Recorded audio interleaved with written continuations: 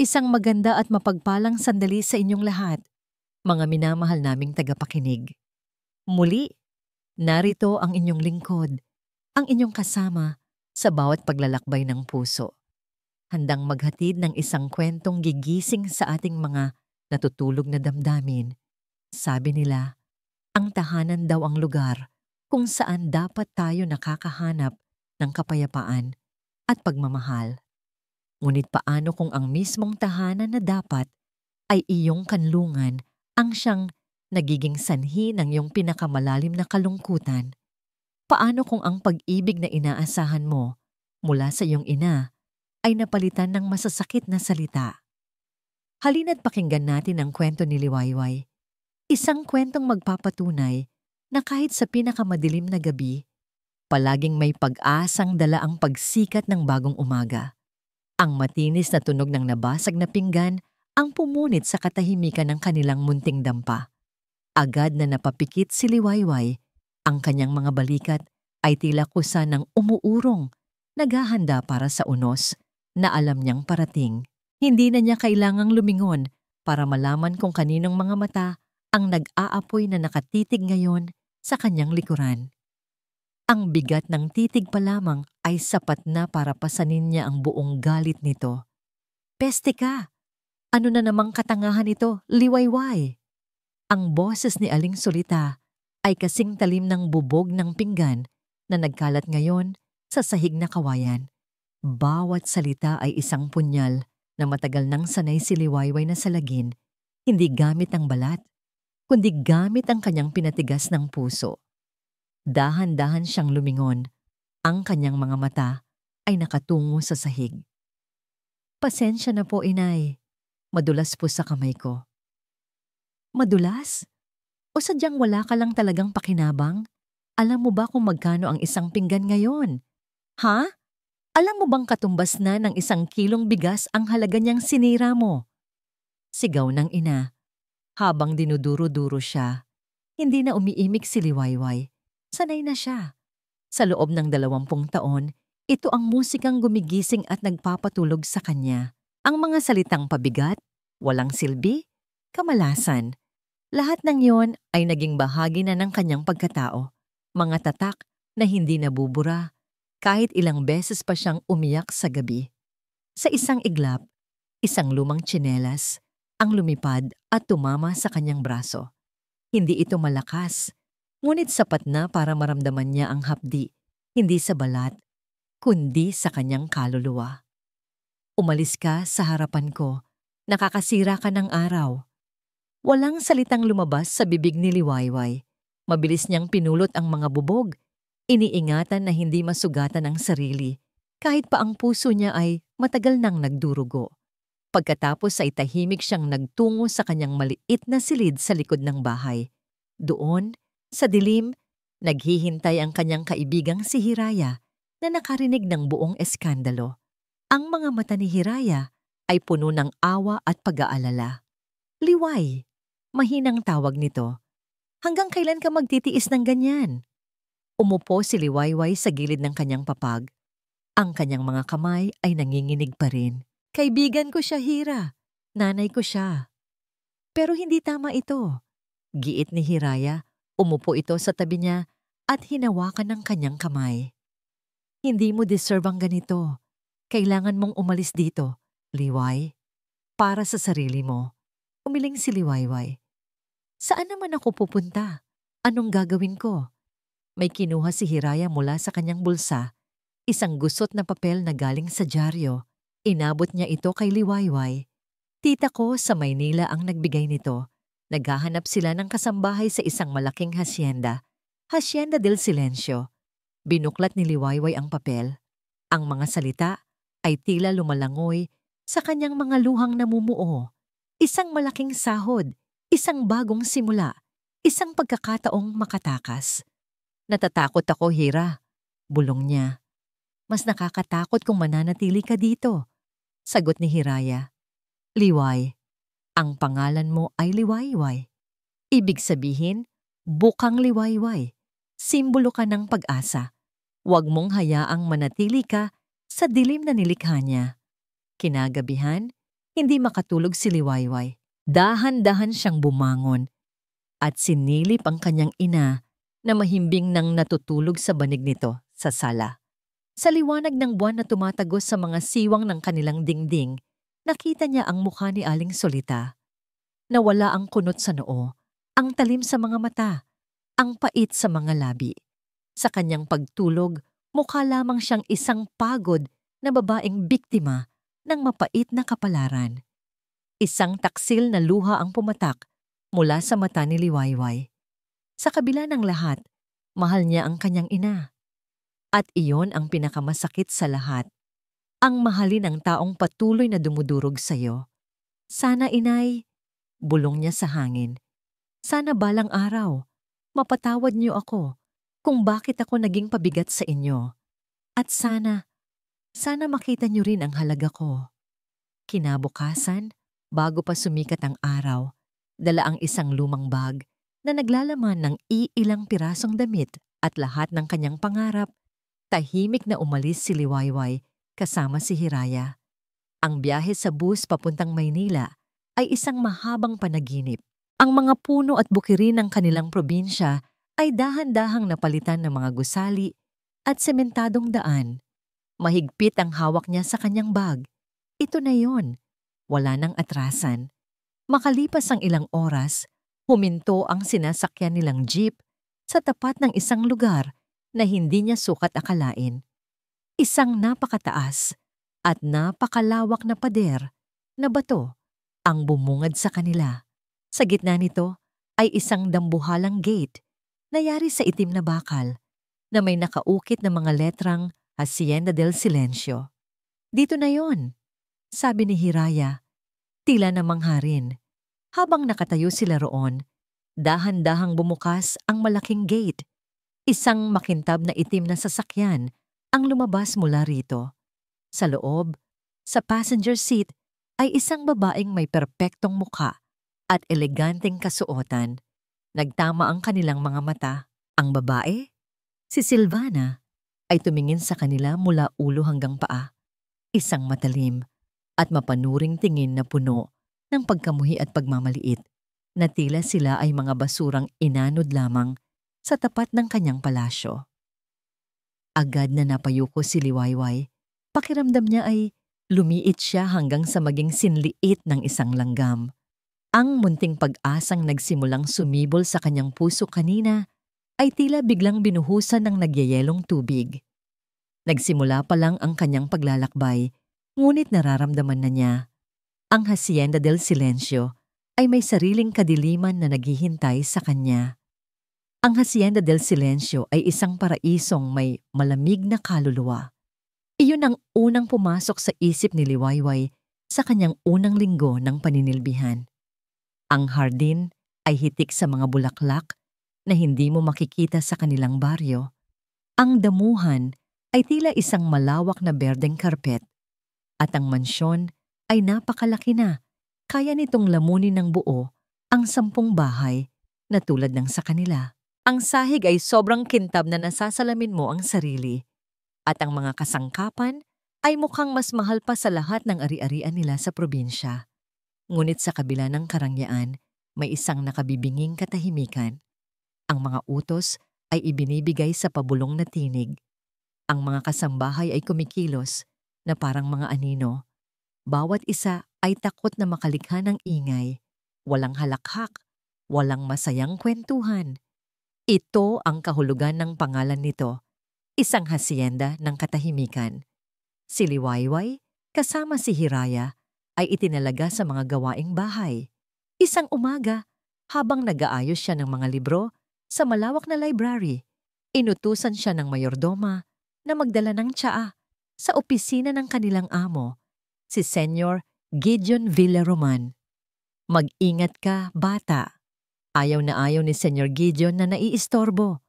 Babala ng matandang mayordoma na may mga matang kasing talim ng agila. At siguraduhin mong tama ang timpla, 1 kutsarang asukal lang. Nanginginig ang mga kamay ni Liwayway habang bitbit ang tray.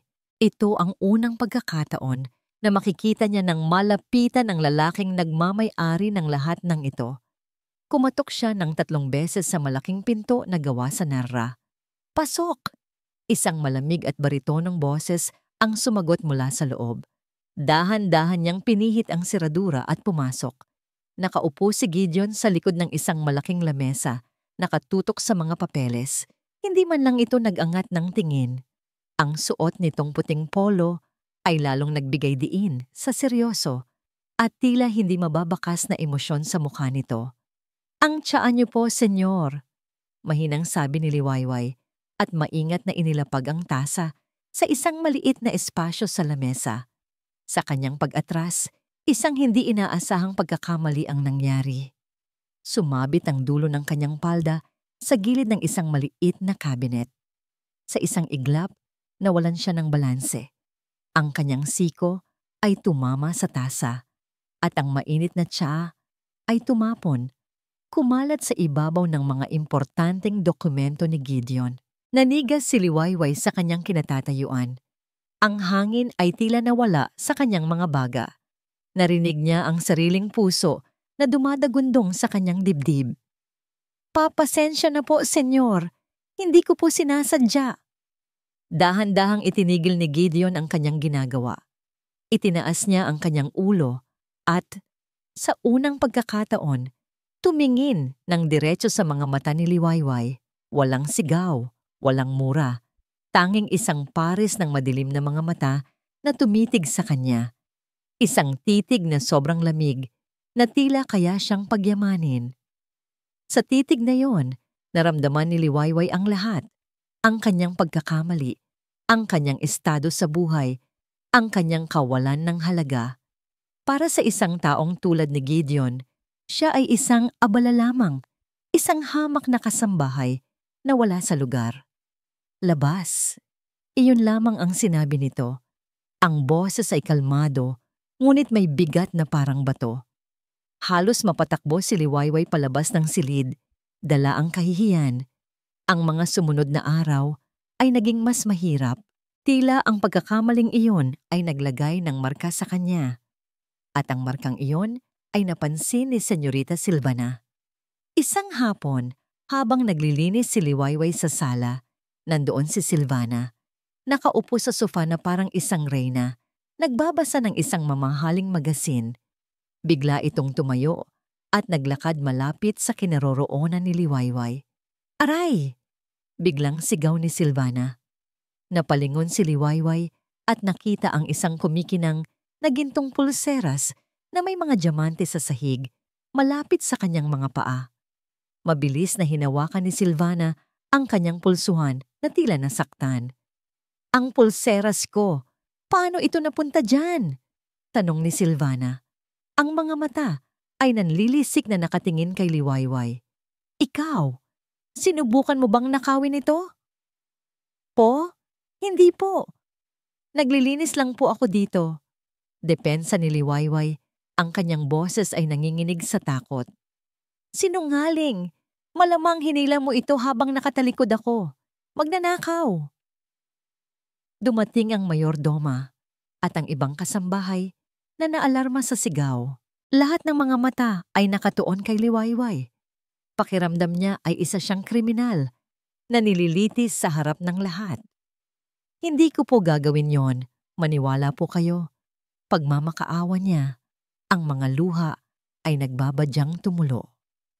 "Huwag ka nang magkaila," sabi ni Silvana. Kinuha ang pulseras mula sa sahig. Mga ganitong klaseng tao, hindi dapat pinagkakatiwalaan sa loob ng pamamahay na ito. Mabuti na lamang at dumating si Hiraya na narinig ang lahat. Mabilis nitong inalalayan si Liwayway. "Senyorita, imposible pong gawin yan ni Liwayway. Magkasama po kami buong araw." Ngunit ang tingin ni Silvana ay hindi nagbago. Isang babala lang ito. Sa susunod na may mawala sa bahay na ito, alam ko na kung sino ang hahanapin ko. Pagkasabi niyoon ay tinalikuran na sila nito at umakyat sa hagdanan. Gabi na nang magkausap muli ang magkaibigan sa kanilang kwarto. "Sinabi ko na sa'yo, Liway, kakaiba ang tingin sa'yo ng babaeng yon mula pa noong una," sabi ni Hiraya Habang hinahaplos ang likod ng kaibigan, naiinggit yun sa'yo. Mag-ingat ka ng doble. Pero wala naman akong ginagawa, Hira. Hikbi ni Liwayway. Gusto ko lang magtrabaho. Hindi mo kailangang may gawin. Minsan, sapat na ang iyong pagkatao para kamuhian ka ng iba. Isang gabi, habang pabalik si Liwayway sa kanilang silid mula sa kusina, napadaan siya sa hardin. Mula sa isang bukas na bintana sa ikalawang palapag, narinig niya ang dalawang boses na nagtataas na ng tono, boses ni Gideon at ni Silvana. Hindi niya sinasadyang makinig, ngunit ang mga salita ay malinaw. Hindi ako papayag, Gideon. Ang kasal na ito ang tanging solusyon para maisalba ang kumpanya ni na Daddy. Sigaw ni Silvana. At sa tingin mo, solusyon ang pagpapakasal sa isang taong hindi mo mahal at hindi ka mahal? Malamig na sagot ni Gideon. Ito ay isang transaksyon, Silvana. Isang negosyo. Huwag mong lagyan ng emosyon. Emosyon? Paano ako hindi magkakaroon ng emosyon? Ikaw ang pakakasalan ko. Ako ang magiging asawa mo. Pero parang mas may pakialam ka pa sa mga papeles mo kaysa sa akin. Dahil ang mga papeles na yan ang bubuhay sa pamilya mo. Maging masaya ka na lang na pumayag ako sa kagustuhan ng mga magulang natin. Huwag ka nang humingi pa ng higit pa. Napatakip ng bibig si Liwayway at mabilis na umalis. Isang kasunduan, isang kasal na walang pag-ibig. Kaya pala ganoon na lang kalamig ang pakikitungo nila sa isa't isa. Kaya pala ganoon na lang ang takot ni Silvana na may umagaw sa posisyon niya. Sa gitna ng kanyang pag-iisip, biglang tumunog ang luma niyang cellphone na nakapatong sa ibabaw ng kanyang unan. Isang hindi rehistradong numero mula sa probinsya. Kinakabahan niya itong sinagot. Hello? Liway, si Nene ito, ang kapitbahay niyo. Sabi ng isang humihingal at nanginginig na boses sa kabilang linya. Nene, anong nangyari? Bakit ka napatawag? Nagkaroon ng sandaling katahimikan na sinundan ng isang balitang dumurog sa mundo ni Liwayway. Si Aling Sulita. Liway, naaksidente. Naaksidente. Ang salitang yon ay umalingaw-ngaw sa isip ni Liwayway na parang isang basag na kampana. Para siyang nabingi. Ang ingay ng hasyenda, ang huni ng mga kuliglig sa labas, ang tibok ng sarili niyang puso, lahat ay naglaho. Liway, nariyan ka pa ba? Tanong ng boses sa kabilang linya. Ano? Anong nangyari kay inay? Hirap niyang tanong. Ang bawat salita ay tila may mga tinik na sumusugat sa kanyang lalamunan. Nabunggo ng isang truck habang tumatawid sa palengke. Dinala namin siya sa pampublikong ospital dito. Liway. Malubha ang lagay niya. Paliwanag ni Nene, ang boses nito ay basag na sa pag-iyak. Kailangan daw siyang operahan sa ulo agad-agad. Isang malamig na takot ang gumapang sa buong katawan ni Liwayway. Operahan? Magkano daw? Narinig niya ang pag-aatubili sa kabilang linya. Bago sinabi ang mga salitang babago sa lahat. Kinakausap namin ang doktor ngayon. Ang sabi niya, kailangan ng 5 milyon. 5 milyon. Binitawan ni Liwayway ang cellphone. Bumagsak ito sa sahig na semento ng walang tunog. O marahil ay hindi niya lang narinig. Ang kanyang mga tuhod ay bumigay. Napaluhod siya. Ang kanyang mga kamay ay nakasapo sa kanyang bibig upang pigilan ang isang hiyaw. Hiyaw ng kawalan ng pag-asa. 5 milyon. Ang halagang yon ay hindi isang numero lamang. Isa itong pader na imposibleng akyatin. Isang hatol. Isang sentensya ng kamatayan para sa kanyang ina. Dumating si Hiraya na tumatakbo. Nakita ang kaibigan na nakaluhod sa sahig, nanginginig. Agad niya itong niyakap. Liway, anong nangyari? Sa yakap ng kaibigan, doon lamang bumuhos ang mga luhang kanina pa niya pinipigilan. Isang malakas, masakit, at desperadong pag-iyak. Ikinuwento niya ang lahat kay Hiraya sa pagitan ng kanyang mga hikbi. Kinabukasan, hindi na pumasok sa trabaho si Liwayway. Magkasama sila ni Hiraya na sumubok humanap ng paraan. Una nilang nilapitan ang mayordoma, si Manang Belen. "Diyos ko, iha," sabi ng matanda. Ang mukha ay puno ng habag.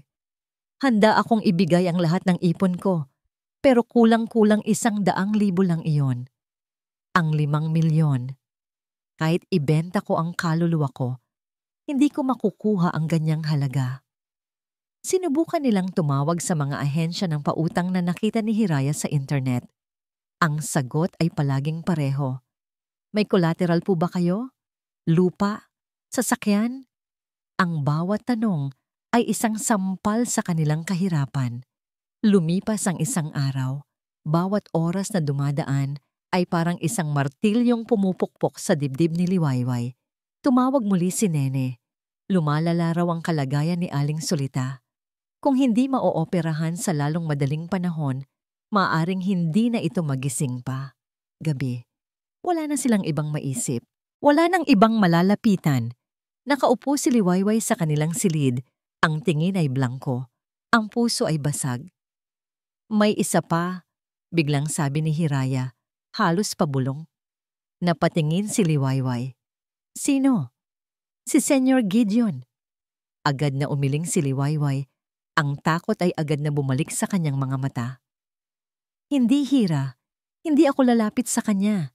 Nakita mo kung paano niya ako tignan. Para sa kanya, isa lang akong dumi na nagkalat sa mamahalin niyang sahig." "Pero wala na tayong pagpipilian, Liway," giit ni Hiraya. Hinawakan ang mga kamay ng kaibigan. "Ito na ang huling barahan natin. Subukan mo lang. Magmakaawa ka. Luluhod ako kasama mo kung kinakailangan. Para sa nanay mo, Liway. Para kay Aling Solita." Ang pangalan ng kanyang ina. Iyon ang nagbigay sa kanya ng huling onsa ng lakas ng loob. Para sa babaeng nagbigay buhay sa kanya. Kahit pa puro sakit ang ibinigay nito sa kanya. Tumayo si Liwayway. Ang kanyang mga binti ay nanginginig, ngunit pinilit niyang maglakad. Bawat hakbang sa pasilyo ng mansyon patungo sa opisina ni Gideon ay isang pagsubok. Ang bawat anino ay tila humuhusga sa kanya. Ang bawat katahimikan ay sumisigaw ng kanyang kahihiyan. Nang sa wakas ay narating niya ang pinto, natigilan siya. Ang kamay niya ay nakaangat, handang kumatok, ngunit hindi niya ito maituloy. Naalala niya ang malamig na mga mata nito, ang nakakainsultong katahimikan. Para kay inay. Para kay inay. Paulit-ulit niyang bulong sa sarili. Humugot siya ng isang malalim na hininga at kumatok. 3 mahinang katok na halos hindi marinig. Pasok. Ang parehong malamig na boses, ang parehong nakakakilabot na awtoridad. Pinihit niya ang seradura at pumasok. Nakaupo si Gideon sa kanyang silya, nagbabasa ng isang libro. Dahan-dahan itong nag-angat ng tingin. Walang mababakas na emosyon sa kanyang mukha. Tila hindi man lang siya nagulat na makita ang isang hamak na katulong sa kanyang opisina sa ganoong oras ng gabi. "Senyor Gideon," simula ni Liwayway, ang boses ay garalgal. Lumuhod siya sa sahig. Ang kanyang dignidad, ang kanyang kahihiyan. Isinantabi na niya ang lahat. "Nagmamakaawa po ako sa inyo." Hindi umimik si Gideon. Hinayaan lang niya itong magsalita.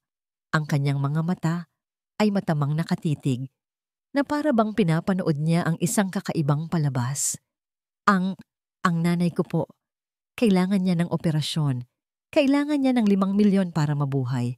Sabi ni Liwayway, ang mga luha ay malayang dumadaloy sa kanyang mga pisngi. "Pakiusap, senyor. Pautangin na niyo po ako. Magtatrabaho po ako dito habang buhay. Kahit wala na pong sahod, alilain niyo na po ako habang buhay. Mailigtas lang po ang nanay ko." Tapos na siyang magsalita. Ang tanging maririnig sa silid ay ang kanyang mga hikbi. Nagkaroon ng isang mahaba at nakabibinging katahimikan. Tumayo si Gideon mula sa kanyang upuan. Dahan-dahan itong naglakad paikot sa kanyang lamesa at huminto sa mismong harapan ni Liwayway, na nakaluhod pa rin. Tumingin ito sa kanya mula sa itaas. Ang anino nito ay tila nilalamon ang kanyang buong pagkatao. Ibinaba nito ang librong hawak. Yumuko ito ng bahagya, hindi para tulungan siyang tumayo, kundi para mas malapit na tingnan ang kanyang mukha, ang kanyang mga matang puno ng luha, ang kanyang mga labing nanginginig. 5,000,000, sabi ni Gideon sa wakas. Ang boses ay mahina, kalmado, at nakakapanindig balahibo. Malaking halaga. Kahit ano po, Senyor, gagawin ko po ang lahat, sagot ni Liwayway. Itinaas ni Gideon ang isang kamay at hinawi ang ilang hibla ng buhok na nakatakip sa mukha ni Liwayway. Napapitlag siya sa ginawa nito. Ang paghipo nito ay hindi malambing. Ito ay tila pag-inspeksyon sa isang bagay na bibilhin. Tumingin ito ng diretso sa kanyang mga mata. At sa likod ng kadiliman ng mga mata nito, nakita ni Liwayway ang isang bagay na mas malamig pa sa yelo. Hindi ko kailangan ng alila habang buhay, sabi nito. Mayroon na akong sapat na mga utusan. Huminga ito ng malalim, tila pinipili ng maigi ang mga susunod na salita. 5,000,000 para sa isang gabi. Ikaw at ako. Walang hangin sa silid, walang tunog, walang buhay. Para kay Liwayway, ang mundo ay huminto sa pag-ikot sa sandaling binitiwan ni Gideon ang mga salitang iyon. Ang mga ito ay hindi lamang mga salita, mga tanikala itong pumulupot sa kanyang kaluluwa, humihila sa kanya, pababa sa isang madilim na lugar na hindi pa niya kailanman narating. Hindi niya alam kung paano siya nakatayo. Hindi niya alam kung paano niya nagawang tumango. Ang tanging alam niya ay ang imahe ng kanyang inang nakahiga sa isang kama sa ospital, nakikipaglaban para sa buhay nito. Ang imaheng iyon ang kanyang naging lakas. Ang imaheng iyon ang kanyang naging lason. Sige po. Iyon lang ang salitang lumabas sa kanyang bibig, isang bulong na ninakaw ng hangin. Bumalik siya sa kanyang silid na parang isang kaluluwang ligaw. Nakita niya ang nag-aalalang mukha ni Hiraya. Ngunit ang mga tanong nito ay hindi na umabot sa kanyang pandinig. Tumagos lang ang mga ito sa kanya. Umupo siya sa gilid ng kanyang papag. Ang tingin ay malayo. Ang kanyang katawan ay naroon. Ngunit ang kanyang diwa ay naglalakbay na, pabalik sa probinsya, sa tabi ng kanyang ina. Nang sumapit ang hating gabi, isang katulong ang kumatok at sinabing, "Ipinapatawag ka na ni Senyor Gideon." Walang pagtutol, walang pag-aalinlangan. Tumayo siya at naglakad. Ang bawat hakbang patungo sa pribadong silid ni Gideon ay isang hakbang patungo sa kanyang sariling kamatayan. Ang kamatayan ng kanyang pagkatao, ng kanyang mga pangarap, ng kanyang natitirang dignidad. Pagpasok niya sa malawak na kwarto, ang una niyang napansin ay ang amoy. Amoy ng mamahaling alak at ng isang uri ng pabango na tila sumisigaw ng kapangyarihan. Nakatayo si Gideon, malapit sa bintanang salamin, nakatanaw sa kadiliman sa labas, hawak ang isang baso ng alak. Hindi ito lumingon. "Maghintay ka dyan," utos nito. Ang boses ay mas malamig pa kaysa sa hangin nanggagaling sa aircon. Sumunod si Liwayway. Tumayo siya sa gitna ng silid na parang isang estatwa, habang ang kanyang isip ay lumilipad. Iniisip niya ang kanyang ina, ang mga sigaw nito, ang mga pananakit. Ngunit sa ilalim ng lahat ng yon, ang mukha pa rin nito sa mahimbing na pagtulog ang kanyang nakikita. Para sa'yo ito, inay. Para mabuhay ka. Samantala, sa isipan ni Gideon, isang digmaan ang nagaganap. Habang tinitignan niya ang refleksyon ni Liwayway sa salamin, isang babaeng payat, nakayuko, at halatang natatakot, hindi niya maiwasang makita ang ibang imahe. Ang imahe ng sarili niyang ina. Maraming taon na ang nakalipas. Ang kanyang ina na umiyak gabi-gabi, biktima ng isang amang dominante na naniniwalang lahat ng bagay, pati na ang pagmamahal at pagkatao, ay nabibili ng pera. Itinaas niya ang bas at ininom ang laman nito sa isang lagok. Ang apoy ng alak ay kumalat sa kanyang lalamunan, ngunit hindi nito kayang pawiin ang apoy ng galit sa kanyang sarili. Kinamumuhian niya ang kanyang ama. At ngayong gabi, sa pagtingin niya kay Liwayway, kinamumuhian niya ang sarili dahil nakikita niya ang kanyang ama sa salamin. Humarap siya kay Liwayway. Ang kanyang mga mata ay madilim at walang emosyon, isang perpektong maskara para itago ang kaguluhan sa kanyang loob. Ginawa niya ang kinasusuklaman niya. Ipinagpatuloy niya ang sumpa ng kanilang pamilya. Para kay Liwayway, ang mga sumunod na sandali ay isang mahabang panaginip na hindi niya matakasan. Isang bangungot. Hindi niya naramdaman ang lambot ng mamahaling seda sa kama. Hindi niya naramdaman ang bigat ng katawan ni Gideon. Ang kanyang isip ay wala roon. Ang kanyang kaluluwa ay umalis sa kanyang katawan at nagtago sa isang sulok, naghihintay na matapos ang lahat. Ang tanging naramdaman niya ay ang isang matinding kirot, hindi sa kanyang katawan, kundi sa kanyang puso, na sinundan ng isang ganap na kawalan. Isa-isang namatay ang mga ilaw sa loob niya. Walang pagmamahal sa gabing iyon, walang pagnanasa. Tanging ang bigat ng isang transaksyon, isang kasunduang nilagdaan ng desperasyon at tinatakan ng kapangyarihan. Habang nakapikit, ang tanging nakikita niya ay ang mukha ng kanyang ina. Iyon na lamang ang kanyang kinakapitan. Bago pa sumikat ang araw, natapos ang lahat. Gumulong si Gideon patagilid, tumalikod sa kanya. Walang salitang sinabi, walang haplos, walang anumang bakas ng pagiging tao. Tanging ang maririnig sa silid ay ang kanilang hiwalay na paghinga. Ang isa ay mabigat sa pagsisisi, ang isa naman ay mababaw dahil sa sakit. Dahan-dahang bumangon si Liwayway. Bawat galaw ay isang pagsubok. Ang kanyang buong katawan ay nananakit. Ngunit wala itong panama sa sakit na nararamdaman niya sa loob. Pinulot niya ang kanyang damit mula sa sahig at isinuot ito na parang isang baluting yari sa kahihiyan. Hindi niya magawang tignan si Gideon. Hindi niya kayang tignan ang lalaking kumuha ng lahat sa kanya. Nang akma na siyang aalis, isang boses ang pumigil sa kanya. Sa ibabaw ng lamesa. Napatingin siya sa direksyong itinuro ni Gideon. Nandoon, sa ibabaw ng isang maliit na mesa, ang isang itim na leather na maleta. Naglakad siya palapit dito na parang isang robot. Binuksan niya ito. Sa loob, nakasalansan ng maayos ang mga bundle ng pera. 5 milyon. Ang halaga ng kaligtasan ng kanyang ina. Ang halaga ng kanyang pagkatao. Isinara niya ang maleta. Ang bigat nito sa kanyang kamay ay simbolo ng bigat na habang buhay niyang dadalhin sa kanyang puso. Umalis ka na, sabi ulit ni Gideon. Hindi pa rin lumilingon. At siguraduhin mong hindi ko na muling makikita ang pagmumukha mo sa hasyendang ito. Walang sagot mula kay Liwayway. Tahimik siyang tumalikod at naglakad palabas ng silid. Isinara niya ang pinto ng walang ingay at sa pagpihit ng seradura, tila isinara na rin niya ang pinto sa kanyang dating sarili.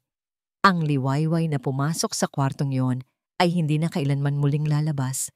Naiwan si Gideon mag-isa sa dilim. Umupo siya sa gilid ng kama, ipinatong ang kanyang mga siko sa kanyang mga tuhod, at isinubsob ang kanyang mukha sa kanyang mga nanginginig na kamay. Ang amoy ni Liwayway, amoy ng murang sabon at ng inosenteng pawis ay naiwan sa silid. At ang amoy na yon ay sumunog sa kanyang lalamunan na nagdulot ng isang pakiramdam ng pagkasuklam sa sarili na mas matindi pa kaysa sa epekto ng alak. Samantala, bitbit ang maleta. Naglakad si Liwayway sa pasilyo na parang isang multo. Sinalubong siya ni Hiraya na halatang hindi natulog buong gabi. Nang makita ni Hiraya ang blangkong ekspresyon sa mga mata ng kaibigan at ang maletang hawak nito, naintindihan na niya ang lahat. Niyakap niya ng mahigpit si Liwayway. Patawarin mo ako, Liway. Humikbi si Hiraya. Kasalanan ko to. Umiling si Liwayway. Wala nang luhang lumalabas sa kanyang mga mata. Naubos na. Kailangan ko nang umalis, Hira. Kailangan kong maabutan si inay. Sa pag-alis niya sa Hacienda del Silencio, bago pa man magising ang araw, hindi na siya lumingon. Bawat hakbang palayo sa lugar na yon ay isang hakbang palayo sa impyernong sumira sa kanya. Mahigpit niyang tangan ng maleta. Ang tanging iniisip ay ang ospital, ang operasyon, ang pangalawang buhay ng kanyang ina. Ngunit pagdating niya sa terminal ng bus, isang tawag ang muling sumira sa kanyang mundo. Si Nene ulit. Ang boses nito ay garalgal at puno ng pighati. Liway, saan ka na? Kailangan ka dito. Papunta na ako, Nene. Dala ko na ang pera. Sabihin mo sa doktor, simulan na nila ang operasyon. Sabi ni Liwayway, isang kislap ng pag-asa ang sumilay sa kanyang boses. Nagkaroon ng katahimikan sa kabilang linya. Isang katahimikang mas masakit pa sa anumang sigaw. Liway, sabi ni Nene, sa pagitan ng mga hikbi. Huli na ang lahat. Nabitiwan ni Liwayway ang hawak na maleta. Bumagsak ito sa maruming sahig ng terminal, bumukas, at ang ilan sa mga bundle ng pera ay gumulong palabas. Ngunit hindi niya ito pinansin. Anong ibig mong sabihin? Kaninang madaling araw lang, inatake sa puso si Aling Solita habang natutulog. Hindi na niya kinaya. Liway, wala na siya. Ang biyahe pabalik sa Baryo Dahop ay isang mahabang blangkong panaginip. Si Liwayway ay nakaupo sa tabi ng bintana ng bus. Ang itim na maleta ay nasa kanyang paanan, ngunit ang kanyang mga mata ay hindi nakikita ang mga tanawing dumadaan, ang pera, ang 5 milyon, ang halaga ng kanyang kaluluwa. Ito ngayon ang pambayad sa isang murang kabaong at isang simpleng burol sa kanilang maliit na dampa. Isang malupit na kabalintunaan. Isang biro ng tadhana na walang nakakatawa. Ang libing ni Aling Solita ay simple at mabilis. Bukod kay Liwayway, si Nene at iilang malalapit na kapitbahay lamang ang naroon. Walang mga hikbi, walang mga hagulgol. Tila maging ang langit ay pagod ng umiyak para sa kanila. Nakatayo si Liwayway sa tabi ng puntod, isang anino sa ilalim ng kulimlim na kalangitan. Pakiramdam niya ay hindi ang kanyang ina ang inihahatid sa huling hantungan, kundi ang huling piraso ng kanyang sarili. Nang matapos ang lahat at nagsiuwian na ang mga tao, naiwan siyang mag-isa. Hindi sa sementeryo, kundi sa kanilang dampa na ngayon ay mas tahimik at mas malamig kaysa dati. Pumasok siya sa loob. Ang amoy ng kandila mula sa burol ay nanunuot pa sa hangin. Ngunit sa ilalim nito, naamoy pa rin niya ang kanyang ina. Ang amoy ng pinagpawisan nitong duster, ng langis ng niyog sa buhok nito, ng mumurahing sabon na gamit nito. Bawat sulok ng bahay ay may alaala ng masasakit na salita. Ngunit ngayon, ang nararamdaman na lamang niya ay isang nakabibinging kawalan. Dahan-dahan niyang sinimulang ayusin ang mga gamit ni Aling Solita, hindi para maglinis, kundi para may gawin, para hindi siya kainin ng buhay ng katahimikan. Tiniklop niya ang mga luma nitong damit. Hinaplos ang gaspang ng banig na higaan nito. Ang bawat bagay na kanyang nahahawakan ay isang piraso ng buhay na puno ng pagtitiis at pighati. Habang inaayos niya ang ilalim ng papag na tinutulugan ng ina, napansin niya ang isang bagay na nakaipit sa pagitan ng mga sahig na kawayan. Isang maliit na kahon na gawa sa kahoy na tila ba matagal nang nakatago roon. Isang munting baul. Kinuha niya ito. May kalumaan na at puno ng alikabok. Mayroon itong maliit na kandado na kinakalawang na. Ginamit niya ang isang lumang pako para sirain ito. Sa isang mahinang kalansing, bumukas ang takip. Sa loob, wala itong lamang alahas o pera. Ang tanging laman nito ay isang maliit na bungkos ng mga papel na naninilaw na sa katagalan, tinali ng isang kupas na pulang sinulid. Sa ibabaw nito ay isang sobrang hindi naisara. Nanginginig ang mga kamay ni Liwayway habang kinukuha ang sobre. Sa labas, nakasulat ang kanyang pangalan. Para sa aking Liwayway. Binuksan niya ito at inilabas ang isang pirasong papel. Ang sulat kamay ay maganda, ngunit tila nanginginig. Sulat ng isang taong maraming gustong sabihin, ngunit hindi alam kung paano sisimulan. Anak kong Liwayway, kung binabasa mo ito, malamang ay wala na ako.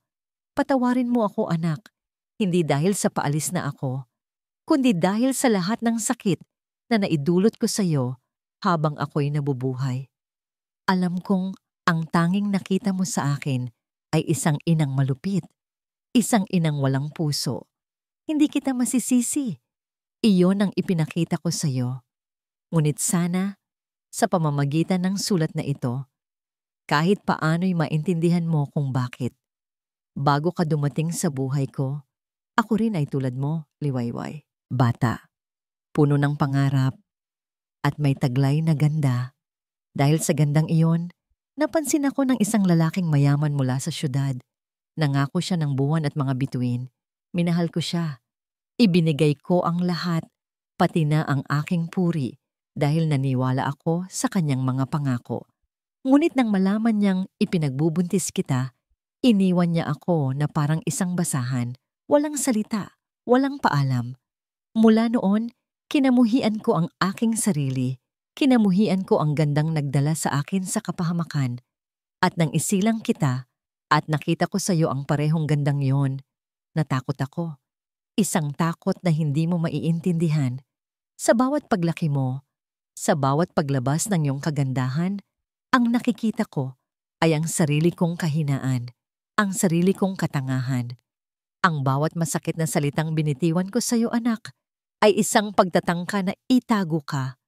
Gusto kitang gawing pangit sa mata ng mundo para hindi ka nila saktan. Gusto kong patayin ang liwanag mo para hindi ka mapansin ng mga bowitreng tulad ng iyong ama. Isang baluktot na pag-iingat, isang pagmamahal na isinumpa ng takot. Patawad, anak. Patawarin mo ang ina mong duwag. Patawarin mo ako dahil sa halip na yakapin ka, itinulak kita palayo. Mahal na mahal kita, Liwayway ko. Ikaw ang nag-iisang liwanag sa madilim kong buhay, isang liwanag na ako mismo ang pilit na pinapatay. Huwag mong hayaang matulad ka sa akin. Maging matapang ka. Nagmamahal, Inay Solita. Bumagsak ang sulat mula sa nanginginig na kamay ni Liwayway. At sa pagkakataong yon, ang mga luhang akala niya'y naubos na ay muling bumuhos. Ngunit hindi na ito luha ng sakit o galit. Ito ay luha ng pag-unawa. Sa isang iglap, lahat ng sugat, lahat ng latay, mula sa masasakit na salita, lahat ng taon ng pagtitiis, lahat ay nagkaroon ng kahulugan. Hindi galit ang nag-udyok sa kanyang ina, kundi takot. At sa ilalim ng takot na yon, isang pagmamahal na hindi kailanman nasabi. Niyakap niya ang sulat sa kanyang dibdib at humagulgol. Umiyak siya para sa kanyang ina. Umiyak siya para sa buhay na ipinagkait dito. Umiyak siya para sa pagmamahal na huli na nilang naintindihan. Nang tumahan siya, isang bagong damdamin ang pumalit sa pighati. Isang uri ng kalmadong determinasyon. Kinuha niya ang kanyang bag. Inilagay niya sa loob ang iilang damit at ang kahon na naglalaman ng sulat ng kanyang ina. Ang maleta ng pera ay iniwan niya sa isang sulok. Wala na itong halaga. Tumayo siya at huling pinagmasdan ang munting dampa. Ito na ang katapusan ng isang kabanata. Ang Baryo Dahop, ang kanyang ina, ang dati niyang buhay, lahat ay bahagi na ng kahapon. Naglakad siya palabas, isinara ang pinto, at hindi na lumingon pa. Bit-bit ang alaala ng isang baluktot, ngunit tunay na pagmamahal. Nagsimula siyang maglakad palayo. Walang destinasyon, walang plano. Ang tanging alam niya ay kailangan niyang umalis. Kailangan niyang takasan ang mga multo ng kahapon at hanapin ang sarili niyang bukang Liwayway. Lumipas ang isang linggo mula nang umalis si Liwayway, ngunit ang kanyang anino ay nanatili sa bawat sulok ng Hacienda del Silencio. Para kay Gideon, ang katahimikang dati niyang ninanais at ipinagmamalaki ay naging isang parusa. Ang bawat tiktak ng grandiyosong orasan sa pasilyo, ang bawat ugong ng aircon sa kanyang opisina, ang bawat bulong ng mga kasambahay, lahat ay tila sumisigaw ng isang pangalan, Liwayway. Ibinuhos niya ang sarili sa trabaho, umaasang ang mga numero sa kanyang mga spreadsheet at ang mga komplikadong kontrata ay magiging sapat na pader para harangan ang mga alaala. Ngunit nabigo siya. Habang nakatitig sa mga papeles, hindi mga numero ang kanyang nakikita, kundi ang mga mata ni Liwayway, mga matang puno ng luha at pagmamakaawa bago ito tuluyang nawalan ng anumang emosyon. Sa gitna ng gabi, habang umiinom ng alak sa kanyang opisina, ipinipikit niya ang kanyang mga mata at naaamoy pa rin niya ito. Ang amoy ng murang sabon, ang amoy ng probinsya. Isang amoy na hindi nababagay sa kanyang mundo. Ngunit ngayon ay tila isang multong hindi siya magawang iwan. Ang pagsisisi ay isang lason na dahan-dahang gumagapang sa kanyang sistema. Hindi niya pinagsisihan ang pera, hindi niya pinagsisihan ang pagkawala ng isang kasambahay. Ang pinagsisisihan niya ay ang nakita niya sa salamin ng gabing iyon, ang refleksyon ng kanyang ama, ang refleksyon ng isang halimaw na kanyang isinumpang hindi niya tutularan. Isang hapon, sa gitna ng kanyang pagkabalisa, muli niyang kinuha ang folder na naglalaman ng police report tungkol sa aksidente ni Aling Solita. Isang simpleng ulat, isang kaso ng hit and run, isang truck driver na mabilis na tumakas at hindi na natagpuan. Sarado na ang kaso. Masyadong simple, masyadong malinis.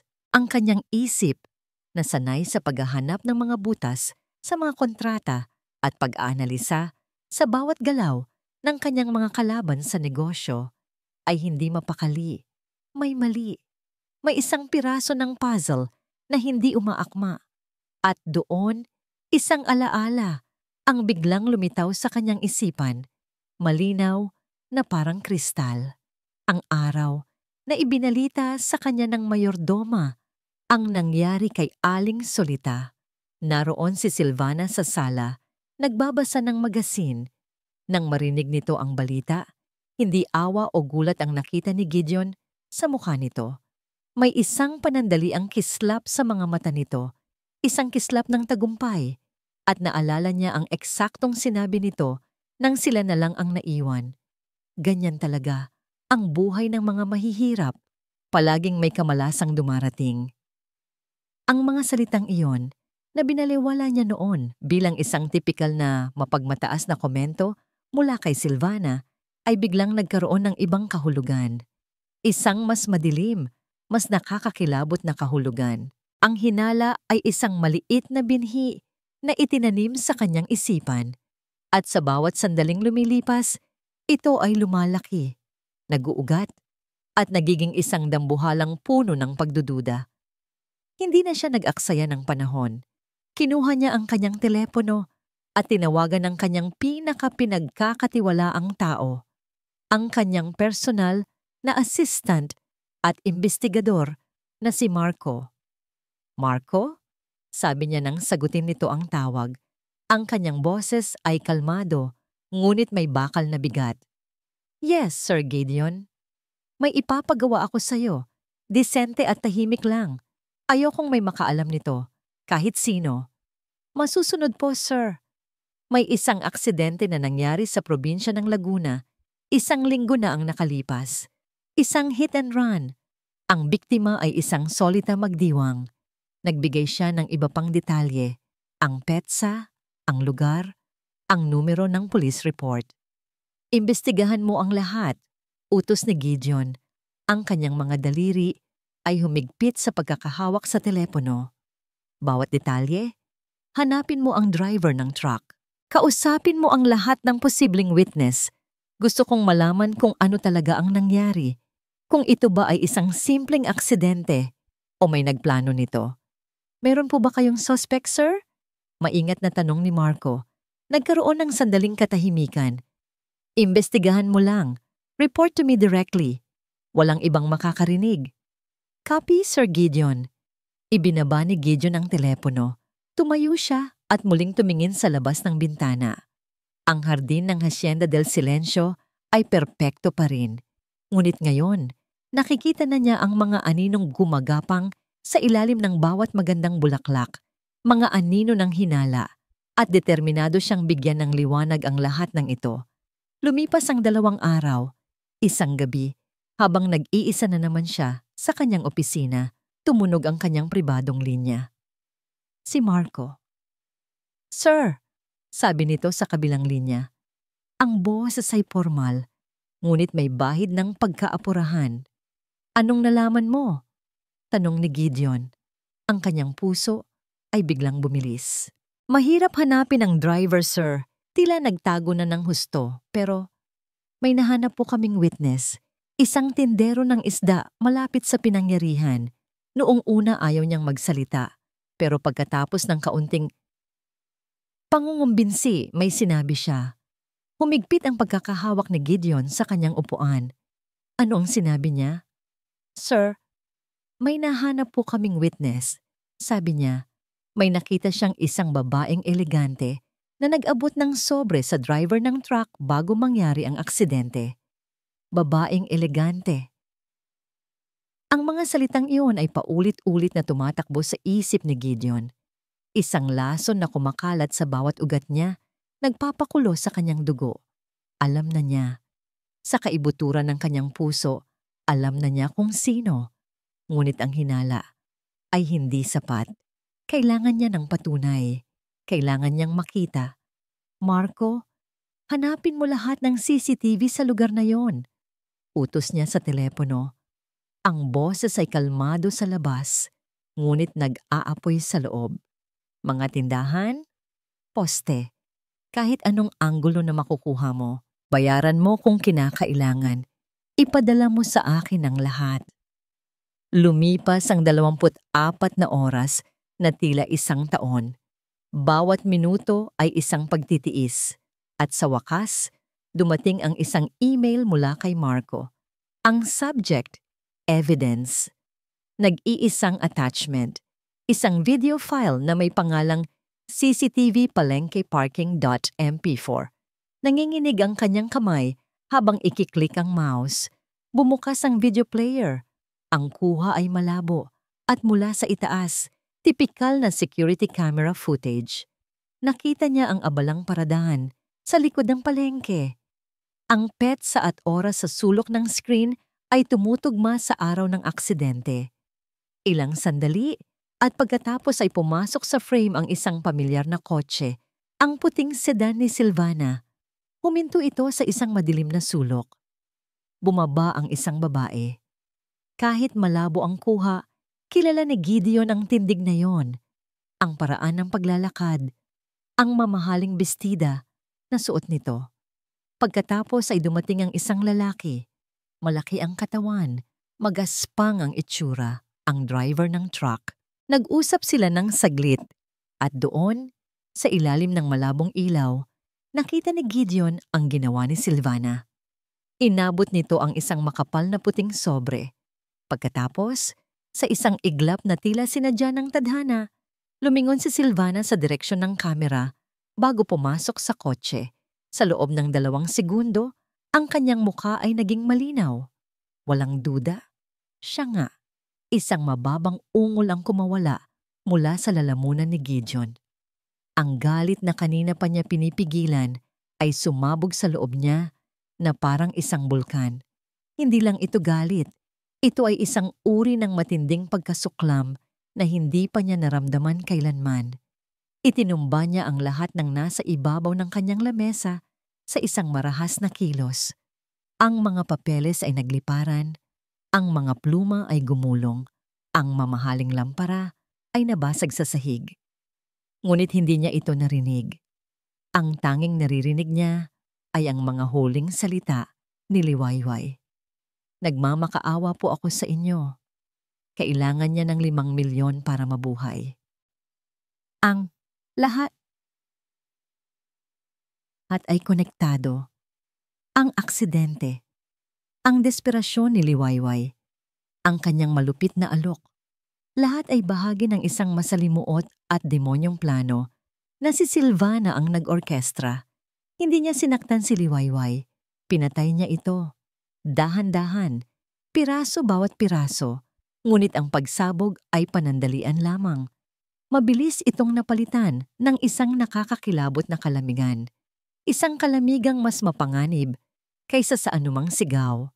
Alam na niya ang kanyang gagawin. Hindi ito idadaan sa sigawan. Idadaan niya ito sa paraang pinakamatindi, ang dahan-dahang pagwasak. Kinuha niya ang kanyang telepono. Manang Belen, ihanda mo ang hapagkainan. Sabihin mo kay Senyorita Silvana na may mahalaga kaming pag-uusapan ngayong gabi. Isang selebrasyon. Ang hapunan ay inihanda sa formal na dining hall ng mansyon. Nagniningning ang mga kubyertos na pilak, kumikinang ang mga kopang kristal, at ang mga kandila ay nagbibigay ng isang malambing na liwanag. Ang eksena ay perpekto para sa isang romantikong gabi. Dumating si Silvana, suot ang isang eleganteng pulang bestida. Ang kanyang mukha ay nagliliwanag sa tagumpay. Para sa kanya, ang selebrasyong ito ay nangangahulugan ng isang bagay. Sa wakas, pagkatapos ng pagkawala ng pesteng katulong, handa na si Gideon na pag-usapan ang kanilang kasal. "Good evening, darling," bati niya, papalapit para halikan si Gideon sa pisngi. Ngunit umiwas si Gideon. Umupo ito sa kabilang dulo ng mahabang lamesa. "Maupo ka, Silvana." Nawala ang nangiti sa mukha ni Silvana, napalitan ng pagtataka, ngunit sumunod pa rin ito. "May problema ba, Gideon?" Hindi sumagot si Gideon. Isinenyas niya sa mga katulong na ilabas ang pagkain. Tahimik silang kumain. Ang tanging maririnig ay ang kalansing ng kanilang mga kubyerto sa mga pinggan. Ang bawat segundo ng katahimikan ay isang patak ng lason na dahan-dahang pumapatay sa kumpiyansa ni Silvana. "Gideon, ano ba talaga ito?" Hindi na niya natiis. "Pinapahirapan mo ako." Itinigil ni Gideon ang pagkain. Maingat niyang ipinatong ang kanyang mga kubyerto sa gilid ng plato.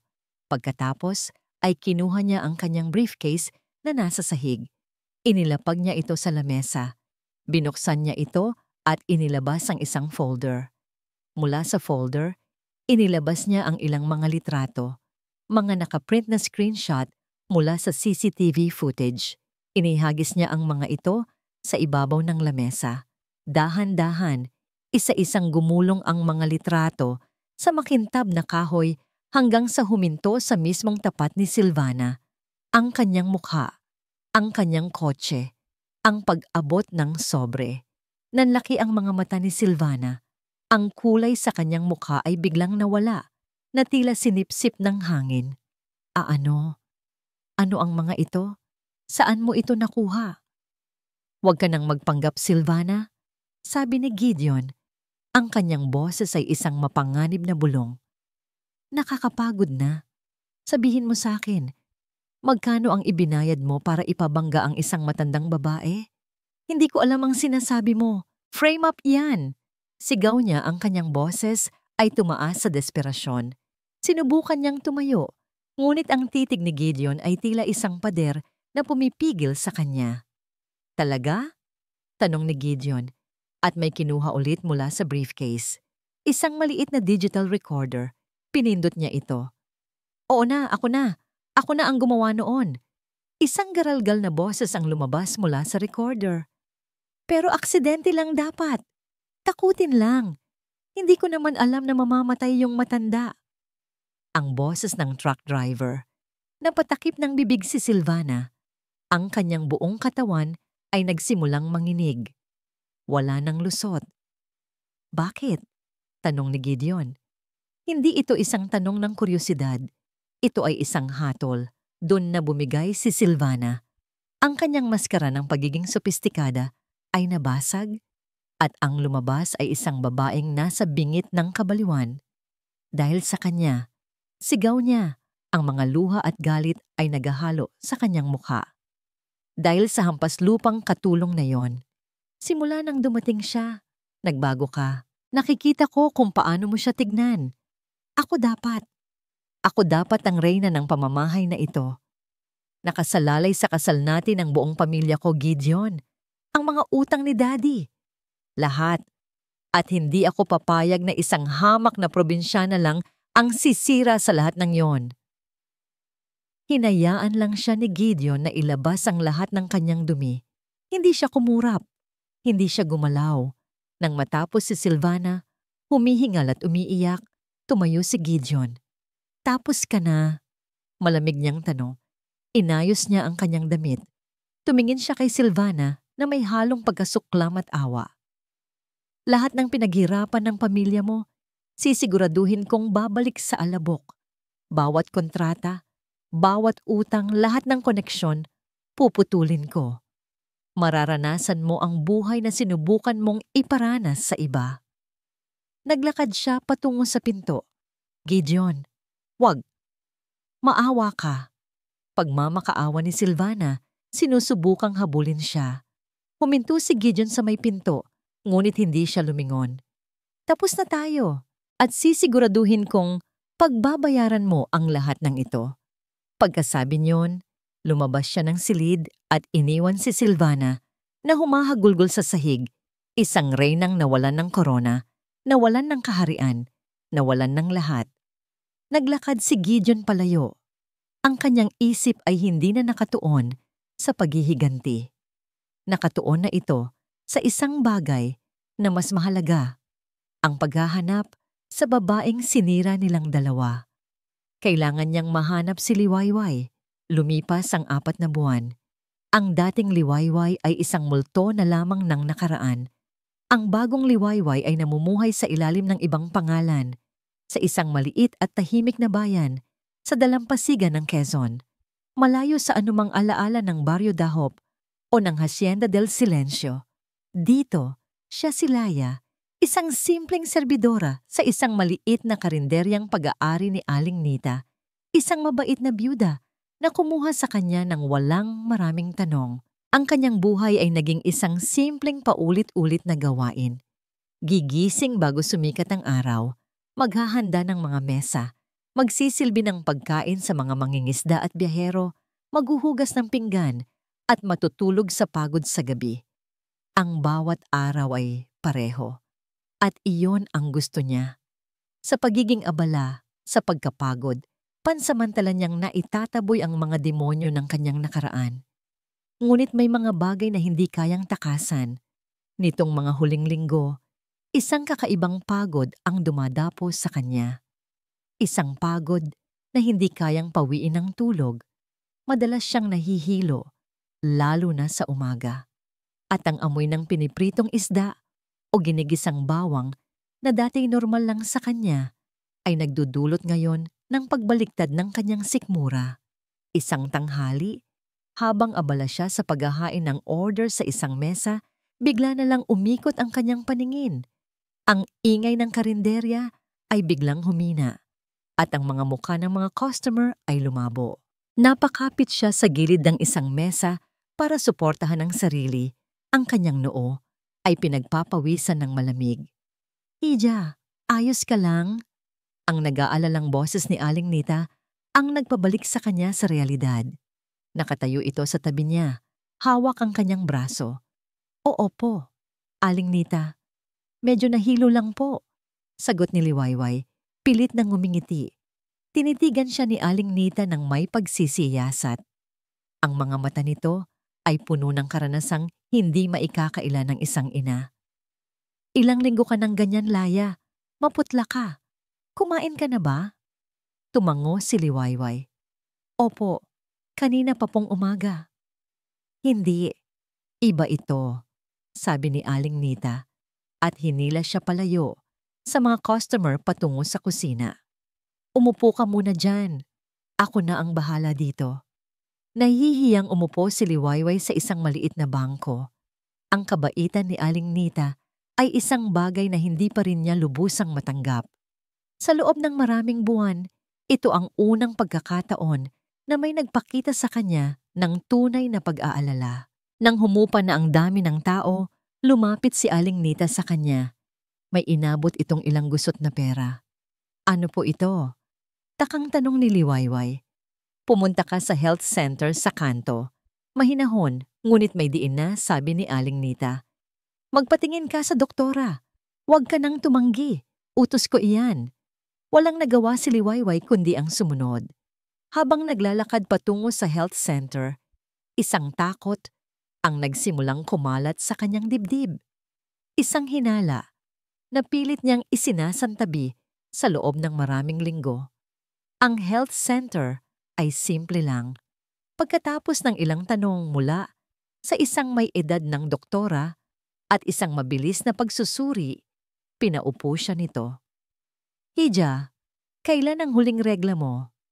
Tanong ng doktora habang may isinusulat sa kanyang papel. Napalunok si Liwayway. Ang kanyang isip ay naglakbay pabalik. Sa gabi ng kahihiyan, sa gabing iyon, sa Hacienda del Silencio, halos 4 na buwan na ang nakalipas. Simula noon, wala na. Hindi siya makasagot. Ngumiti ng bahagya ang doktora, isang ngiting puno ng pag-unawa. Congratulations, Heija! Ikaw ay magiging isang ina. Ang mga salita ay tumama kay Liwayway na parang kidlat. Huminto ang paghinga niya. Ang tunog ng electric fan sa silid ay biglang naging napakalakas. Ang mga salita ng doktora ay umaling-awngaw sa kanyang isipan. Buntis ako. Buntis ako sa anak ni Gideon Villaroman. Hindi niya alam kung paano siya nakalabas ng health center. Naglakad siya na parang wala sa sarili. Hindi niya namalaya na ang kanyang mga paa ay dinala siya sa dalampasigan. Umupo siya sa buhanginan, sa lugar kung saan ang mga alon ay dahan-dahang humahalik sa kanyang mga paa. Ang anak na ito, ang bunga ng isang gabing gusto na niyang ibaon sa limot. Isang buhay na paalala ng kanyang kahihiyan, ng kanyang sakit, ng pagkawala ng kanyang pagkatao. Paano niya ito mamahalin? Paano niya ito aalagaan? Paano niya haharapin ang bawat araw na makikita niya sa mukha ng kanyang anak ang anino ng lalaking dumurog sa kanya? Ang kanyang mga kamay ay dahan-dahang gumapang patungo sa kanyang tiyan na bahagya pa lamang umuumbok. At habang nakapatong ang kanyang palad doon, sa gitna ng lahat ng takot at pag-aalala, isang kakaibang damdamin ang nagsimulang sumibol, isang kislap. Ang batang ito, kahit ano pa man ang pinagmulan, ay walang kasalanan. Ito ay isang buhay na walang muwang. Ito ay isang piraso niya. Dugo ng kanyang dugo.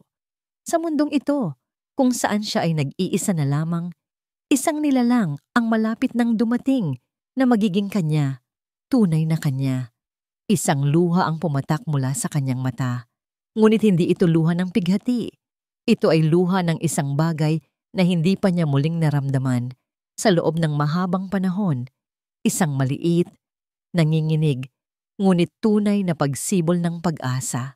Habang nakaupo siya roon, yakap ang sikretong lumalaki sa kanyang sinapupunan, nakatanaw sa walang hanggang karagatan. Isang pamilyar na boses ang pumunit sa katahimikan na dala ng hangin at alon. Isang boses mula sa buhay na pilit na niyang tinatalikuran. Liwayway? Nanigas si Liwayway sa kanyang kinauupuan. Ang pamilyar na boses na yon ay parang isang matalim na kutsilyong isinaksak sa katahimikang pilit niyang binubuo sa loob ng nagdaang 4 na buwan. Dahan-dahan, na tila takot sa kanyang makikita, lumingon siya.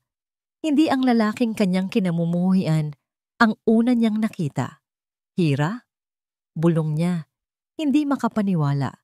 Nakatayo roon ang kanyang matalik na kaibigan, si Hiraya. Ang mukha nito ay pinaghalong awa, pag-aalala, at pagkakasala. Liway, sabi ni Hiraya, dahan-dahang lumalapit na para bang isang sugatang hayop ang kaharap. Sa wakas, natagpuan ka na rin namin. Sa isang iglap, napalitan ng pagkalito ang takot ni Liwayway. Namin? Anong ibig mong sabihin? Paano? Paano mo ako nahanap dito? Bumuntong hininga si Hiraya. At sa kanyang mga mata, nakita ni Liwayway ang isang mahabang kwento ng pag-aalinlangan. Pagkatapos mong umalis, ilang linggo akong naghahanap sa'yo, pero para kang bulang naglaho. At isang araw, isang tao ang dumating sa akin, isang taong hindi ko inaasahan. Hindi na kailangang hulaan ni Liwayway. Ang biglang panlalamig ng kanyang buong katawan ay sapat ng sagot. Siya, patuloy ni Hiraya. Si Senyor Gideon, hiningi niya ang tulong ko para hanapin ka. Noong una, sinigawan ko siya, sinumbatan. Pero Liway, iba na siya. Ang lalaking nakita ko ay hindi na ang malamig na amo na kilala natin. Nakita ko sa mga mata niya ang pagsisisi, isang pagsisising tila unti-unting pumapatay sa kanya. Kaya pumayag ako, hindi para sa kanya, kundi para sa'yo. Hiraya, paano mo nagawa sa akin to? Nanginginig na sabi ni Liwayway, umaatras. Ang pakiramdam ng pagkakanulo ay sumusugat sa kanya. Dahil kailangan mong malaman ang katotohanan, sabi ni Hiraya, ang boses ay nagmamakaawa. At sa likod ni Hiraya, mula sa mga puno ng niyog, isang anino ang lumitaw. Isang lalaking dahan-dahang naglalakad palapit. Hindi na ito ang Senyor Gideon na nakaukit sa kanyang isipan. Ang lalaking nasa harap niya ngayon ay payat. Ang kanyang mamahaling damit ay tila maluwag sa kanya. At mayroon siyang bakas ng hindi inahit na balbas. Ang dating malamig at makapangyarihang mga mata nito ay napalitan ng isang malalim na pighati at pagod. Para itong isang taong nilakbay ang impyerno at bumalik. Ngunit kahit anong pagbabago sa itsura nito, para kay Liwayway, siya pa rin ang halimaw sa kanyang mga bangungot. Liwayway, sabi ni Gideon, ang boses ay paos. Puno ng sakit. Agad na tumayo si Liwayway. Ang kanyang mga kamay ay humigpit sa kanyang bestida. Ang kanyang buong katawan ay nasa alerto, handang tumakbo. Anong ginagawa mo dito? Sinabi ko nang ayaw na kitang makita. Alam ko, sabi ni Gideon, huminto sa layong ilang metro mula sa kanya. Alam ko, at karapatan mong magalit, pero kailangan mong makinig. Kailangan mong malaman ang totoo. Wala akong gustong marinig mula sa'yo. Sigaw ni Liwayway, ang boses ay basag. Umalis ka! Umalis kayo! Ang aksidente ng nanay mo. Hirap na simula ni Gideon. Hindi iyon aksidente, Liwayway. Si Silvana. Siya ang may pakana ng lahat. Sinubukan niyang ipaliwanag ang lahat. Ang kanyang hinala, ang investigasyon, ang pruweba, ang pag-amin ni Silvana. Bawat salita niya ay puno ng pagnanais na maintindihan siya, na maibsan ang bigat na nararamdaman nito. Inakala niyang ang katotohanan ito ang magiging susi. Ngunit para kay Liwayway, ang mga paliwanag na yon ay ingay lamang. Ingay na hindi kayang burahin ang alaala ng gabing iyon. Wala akong pakialam kay Silvana. Isinigaw niya pabalik. Ang mga luha ng galit at puot ay nagsimula nang mamuo sa kanyang mga mata. Oo, demonyo siya. Pero hindi niya binago ang katotohanan. Hindi niya binago ang ginawa mo sa akin. Binili mo ako, Gideon. Tinrato mo akong parang isang bagay na walang halaga. At walang anumang paliwanag ang makakapagbago noon. Ang bawat salita niya ay isang sampal sa mukha ni Gideon. Bawat salita ay totoo. At ang katotohanan yon ay mas masakit pa sa anumang pisikal na sakit. Patawad. Iyon na lamang ang kaya niyang sabihin. Ang salita ay halos hindi marinig sa ihip ng hangin. Hindi ko kailangan ng patawad mo. Ang kailangan ko ay umalis ka na sa buhay ko. Sigaw ni Liwayway. Tumalikod siya. Handa nang tumakbo palayo. Hindi, mariing sabi ni Gideon. Ang kanyang boses ay biglang nagkaroon ng determinasyon sa kabila ng sakit. Hindi ako aalis hanggat hindi mo ako pinapatawad, Liway. Mananatili ako dito. Hihintayin kita. Sa sandaling iyon, isang malakas na ihip ng hangin mula sa dagat ang dumaan. Inilipad nito ang laylayan ng maluwag na bestidang suot ni Liwayway.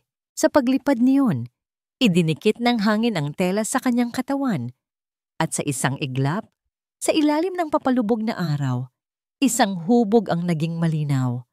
Ang hubog ng isang sinapupunang nagsisimula ng magbago, ang hubog ng isang bagong buhay. Napatigil si Gideon. Ang kanyang mga mata ay nanlaki sa hindi makapaniwalang pagkabigla. Ang kanyang paghinga ay nahinto. Ang buong mundo niya, na akala niya'y gumuho na, ay biglang natigil sa pag-ikot. Ang kanyang tingin ay naipako sa tiyan ni Liwayway at sa kanyang isipan, isang katotohanan na mas malakas pa sa sigaw at galit ang biglang sumabog. Ang buong mundo ni Gideon ay lumiit at nagkasya sa isang imahe. Ang dahan-dahang pag-umbok sa ilalim ng damit ni Liwayway na panandali ang idinikit ng ihip ng hangin. Hindi ito hangin, hindi ito laro ng liwanag at anino. Ito ay isang katotohanang mas matibay pa sa anumang bato, mas malinaw pa sa sikat ng araw. Isang anak. Ang anak namin. Ang pagsisising gumagapang sa kanyang sistema sa loob ng maraming buwan ay biglang naging isang dambuhalang alon na lumunod sa kanyang buong pagkatao. Ang bawat masakit na salita niya, ang bawat malamig na titig, ang gabing iyon ng kahihiyan, lahat ay bumalik sa kanya nang may 100 bigat. Hindi na lang niya sinaktan ang isang babae. Sinaktan niya ang ina ng kanyang magiging anak. Agad na nakita ni Liwayway ang pagbabago sa mga mata ni Gideon. Ang pighati ay napalitan ng ganap na pagkabigla, na sinundan ng isang emosyong hindi niya mabasa, isang pinaghalong sakit at pagkamangha. Agad niyang niyakap ang sarili, ang kanyang mga braso ay nagsilbing panangga sa kanyang tiyan, isang likas na kilos ng isang inang gustong protektahan ang kanyang anak. "Huwag!" bulong niya, hindi sa kanya, kundi sa hangin. Tumalikod siya at nagsimulang maglakad ng mabilis na naging isang mahinang takbo palayo sa dalampasigan, palayo sa mga matang tila tumutunaw sa kanya. Hindi siya hinabol ni Gideon. Nanatili siyang nakatayo roon, na parang isang estatwang tinamaan ng kidlat. Pinapanood ang paglayo ni Liwayway hanggang sa ito'y maging isang maliit na tuldok na lamang. "Gideon," sabi ni Hiraya na lumapit sa tabi niya. "Gideon, ayos ka lang?" Hindi lumingon si Gideon. Ang kanyang mga mata ay nakatanaw pa rin sa direksyon kung saan nawala si Liwayway. "Magiging ama ako," sabi niya, hindi bilang isang masayang pahayag, kundi bilang isang mabigat na pag-amin sa kanyang kasalanan. Kinagabihan, hindi umalis si Gideon sa bayan. Naghahanap siya ng isang maliit na paupahang bahay malapit sa dalampasigan. Hindi na siya bumalik sa Maynila. Ang kanyang negosyo, ang kanyang yaman, ang kanyang dating buhay, lahat ay nawalan ng halaga. Ang tanging mahalaga na lang ngayon ay ang 2 taong nasa bayang ito. Sinubukan niyang lapitan si Liwayway kinabukasan, ngunit sa sandaling makita siya nito mula sa malayo, agad itong tumatalikod at nagtatago sa loob ng karinderya. Ang pader na itinayo ni Liwayway sa paligid nito ay mas mataas at mas matibay na ngayon. Naintindihan ito ni Gideon. Hindi niya ito pipilitin. Kung hindi niya kayang lumapit, hahanap siya ng ibang paraan. Lumipas ang mga araw, nagsimulang mapansin ni Liwayway ang mga kakaibang pagbabago. Isang umaga, pagdating niya sa karinderya, iniabutan siya ni Aling Nita ng isang bayong na puno ng mga prutas at sariwang gatas. "Naku, Aling Nita, para saan po ito?" "Sobra-sobra naman po," sabi niya. Bigay lang ng isang suki. Nakangiting sagot ni Aling Nita. Marami raw siyang ani, para raw sayo, pampalakas. Nang sumunod na linggo, sinabi ni Aling Nita na bayad na ang upa niya sa kanyang tinutuluyang kwarto para sa susunod na 3 buwan. May isang mabait na donor daw na nagmagandang loob. Pagkatapos ay may mga bitamina para sa buntis na bigla na lang lumitaw sa kanyang mesa sa kusina. Hindi tanga si Liwayway. Alam niya kung saan at kanino nanggagaling ang lahat ng ito. Isang bahagi niya ay gustong isuka ang tulong, Itapon ang mga pagkain at sigawan si Aling Nita na huwag tumanggap ng anuman mula sa lalaking iyon. Ngunit ang isa pang bahagi, ang bahagi ng isang ina, ay alam na kailangan niya ito. Kailangan ito ng dinadala niya. Kaya sa gitna ng kanyang pagkasuklam, tinanggap niya ang mga ito ng may mabigat na puso.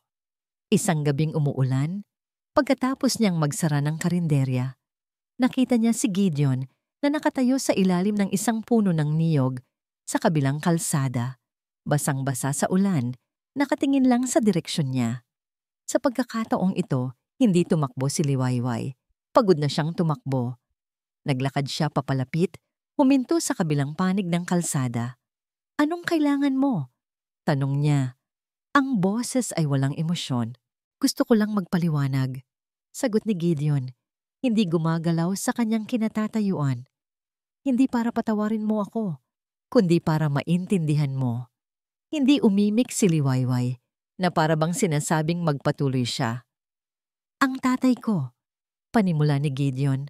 Ang boses ay bahagyang nanginginig sa lamig at sa bigat ng alaala. Isa siyang makapangyarihang tao. Ang turo niya sa akin, lahat ng bagay sa mundo ay may presyo. Lahat ay nabibili. Bahay, kotse, kumpanya, pati na mga tao. Ganoon ang trato niya sa nanay ko. Isang magandang bagay na binili niya para ipakita sa lahat. Nakita ko kung paano siya umiyak gabi-gabi. Nakita ko kung paano siya unti-unting namatay sa loob ng isang ginintuang hawla. Huminga siya ng malalim. Ang tubig ulan ay dumadaloy sa kanyang mukha na parang mga luha. Nang gabing iyon, Liwayway, nang makita kita na nakaluhod at nagmamakaawa para sa pera, may isang bagay sa loob ko ang nabasag. Ang lahat ng galit ko sa ama ko, ang lahat ng pagkasuklam ko sa sistema niya, bigla kong nakita sa sarili ko. Naging anino ako ng taong pinakakinamumuhian ko at sa kagustuhan kong parusahan ang sarili ko, ikaw ang napagbuntunan ko. Tumingin siya ng diretso sa mga mata ni Liwayway sa gitna ng ulan. "Walang kapatawaran ang ginawa ko. Alam ko yon. Gusto ko lang malaman mo na ang halimaw na nakita mo ng gabing iyon, matagal ko na ring kinakalaban." Pagkasabi niyon, tumalikod si Gideon at dahan-dahang naglakad palayo sa dilim. Naiwan si Liwayway na nakatayo sa gitna ng ulan, hindi gumagalaw. Ang pader na itinayo niya sa kanyang puso ay hindi gumuho, ngunit sa kauna-unahang pagkakataon, isang maliit na bitak ang lumitaw. Sa likod ng halimaw, nakita niya ang isang batang lalaking nasasaktan. At sa hindi niya maipaliwanag na dahilan, ang batang yon ay pamilyar sa kanya. Kinabukasan, habang naglalakad siya sa palengke para bumili ng mga sangkap para sa karinderya, naramdaman niya ang isang bagong uri ng kapayapaan, isang marupok na kapayapaan. Ngunit habang namimili siya ng gulay, isang boses mula sa nakaraan ang biglang sumalubong sa kanya. Isang boses na matamis pakinggan, ngunit puno ng lason. "Hindi mo akalain, no? Sa ganitong klaseng dumi pa rin kita matatagpuan." Dahan-dahang lumingon si Liwayway. Nakatayo sa kanyang harapan si Silvana. Ang dating eleganteng ayos nito ay napalitan ng bahagyang gusot na damit. Ngunit ang apoy ng pagkamuhi sa mga mata nito ay mas nagliliyab pa kaysa dati. Ang ngiti sa mga labi ni Silvana ay isang nakakakilabot na gasgas sa katahimikan ng palengke. Ang dating reyna ng Hacienda del Silencio ay wala na. Ang kaharap ni Liwayway ngayon ay isang ahas na nawalan ng gintaang balat, na ang tanging natira ay ang purong kamandag. "Anong ginagawa mo dito?" Matatag na tanong ni Liwayway, hinigpitan ng hawak sa kanyang bayong. Ang dating takot ay napalitan na ng pagod at inis. Hindi na siya ang babaeng kayang tapak-tapakan nito. "Binibisita lang ang dati kong basahan," sarkastikong sagot ni Silvana. Ang mga mata ay maingat na sinusuri ang umuumbok ng tiyan ni Liwayway. "At mukhang nagbunga nga ang pagbebenta mo ng katawan. Nagkaroon ka ng munting souvenir." "Wala kang pakialam dito, Silvana. Umalis ka na bago pa ako tumawag ng pulis," babala ni Liwayway. Isang malakas na halakhak ang kumawala kay Silvana na umagaw sa atensyon ng iilang tao sa paligid. Pulis? Darling, nakalimutan mo na yata kung sino ako o kung sino ako dati. Pero kahit na ibinagsak ako ni Gideon, may isang bagay akong sigurado. Lumapit ito ng isang hakbang, ang boses ay naging isang mapanganib na bulong. Sa tingin mo mamahalin ka niya? Awa lang yan, liwayway. Awa para sa'yo at obligasyon para sa bastardo mong dinadala. Hindi umimik si liwayway, ngunit naramdaman niya ang pagkirot sa kanyang puso. Huwag kang mangarap na magiging isang bilaroman ka. Patuloy ni Silvana na tila nasisiyahan sa epekto ng kanyang mga salita. Gagamitin ka lang niya para isilang ang tagapagmana niya. At kapag nakuha na niya ang gusto niya, itatapon ka niya na parang basura. Kukunin niya ang bata sa'yo, liwayway. Ilalayo niya sa isang maruming inang tulad mo. Tumigil ka na! Sigaw ni liwayway. Ang kanyang boses ay nanginginig hindi sa takot, kundi sa galit. Ang kanyang kamay ay kusang humawak sa kanyang tiyan, isang kilos ng proteksyon. Bakit? Natatakot ka dahil totoo? Ngumisi si Silvana. Isipin mo, isang Villaroman na lumaki sa pangangalaga ng isang katulong na binayaran para sa isang gabi. Hindi papayag si Gideon dyan, hinding-hindi. Sa sandaling iyon, isang matalim na kirot ang biglang pumunit sa kanyang sinapupunan. Napasigaw si liwayway sa sakit. Ang kanyang mga tuhod ay biglang nanghina. Nabitawan niya ang kanyang bayong at ang mga gulay ay gumulong sa maruming sahig. Napahawak siya sa kanyang tiyan. Ang kanyang paghinga ay biglang naging mabilis at hirap. Nanlabo ang kanyang paningin. Ang mga salita ni Silvana, ang stress, ang galit, lahat ay tila nagtipon-tipon at sinisingil ang kanyang katawan. Ang nangisi sa mukha ni Silvana ay biglang napalitan ng pagkaalarma. Ngunit mabilis ding naging isang malamig na kasiyahan. Mukhang hindi kinaya ng bastardo mo ang katotohanan. Tulong! Hirap na bulong ni liwayway. Ngunit bago pa man may makalapit na ibang tao, isang malakas na boses ang narinig mula sa kabilang kalsada. Liwayway! Dumating si Gideon na tumatakbo. Ang kanyang mukha ay puno ng pag-aalalang hindi maipinta. Palagi niya itong binabantayan mula sa malayo at nang makita niya si Silvana na lumapit dito, agad siyang kumilos. Nang makarating siya, ang kanyang mga mata ay hindi tumingin kay Silvana. Hindi niya ito pinansin na para bang ito ay hangin lamang. Nakapako ang mga ito kay liwayway na nakayukod na sa sakit. Liway, anong nangyayari? Tanong niya. Agad na inalalayan ito. Ang tiyan ko, masakit, sabi ni liwayway sa pagitan ng mga paghinga. Nang makita ni Gideon ang pamumuo ng dugo sa duster ni liwayway, isang primal na takot ang bumalot sa kanya. Binuhat niya ito nang walang pag-aalinlangan. Ang dating bigat ng mundo ay walang-wala sa bigat ng babaeng nasa kanyang mga bisig. Anong ginawa mo sa kanya? Sigaw niya kay Silvana. Ang kanyang mga mata ay nag-aapoy na sa galit.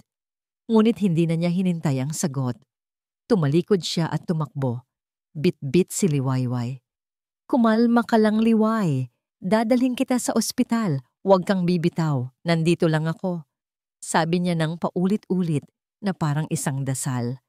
Ang ulan mula sa nagdaang gabi ay nagsimulang pumatak muli na tila nakikidalamhati sa kanilang pagsubok. Habang tumatakbo, kinuha niya ang kanyang telepono at mabilis na tumawag. Marco? Si Silvana Montenegro. Nasa palengke ng San Lucas. She violated the restraining order. Ipahuli mo na siya. Sa ospital, ang lahat ay kumilos ng mabilis.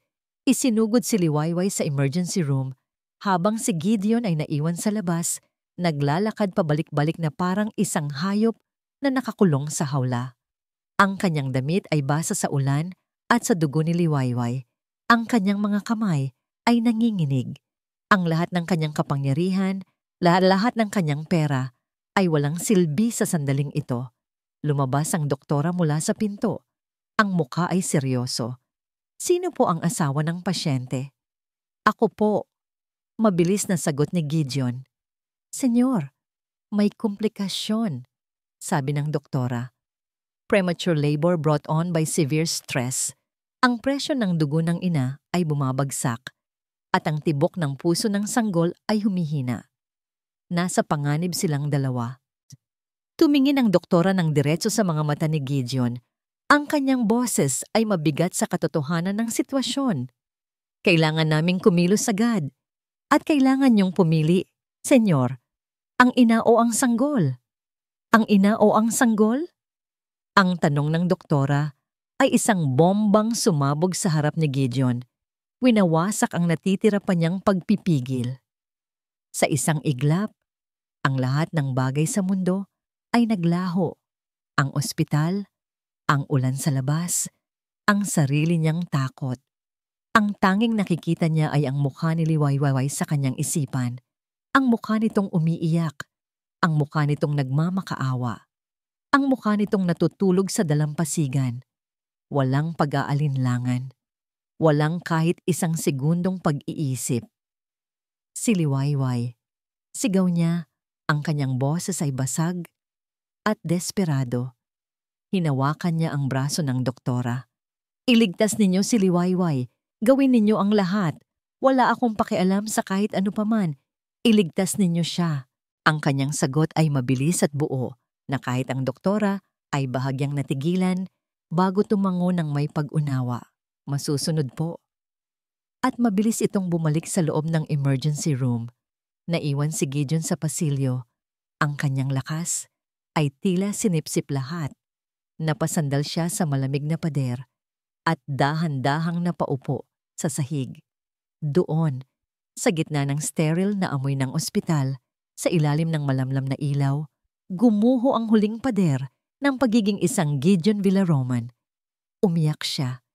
Hindi isang tahimik na pagluha, kundi isang malakas na paghagulgol ng isang lalaking nasa bingit ng pagkawala ng lahat ng bagay na natutunan niyang bigyang halaga. Ang mga minuto ay naging oras. Bawat tunog mula sa loob ng kwarto ay isang karayom sa kanyang puso. Bawat anino ng nurse na dumadaan ay isang hatol.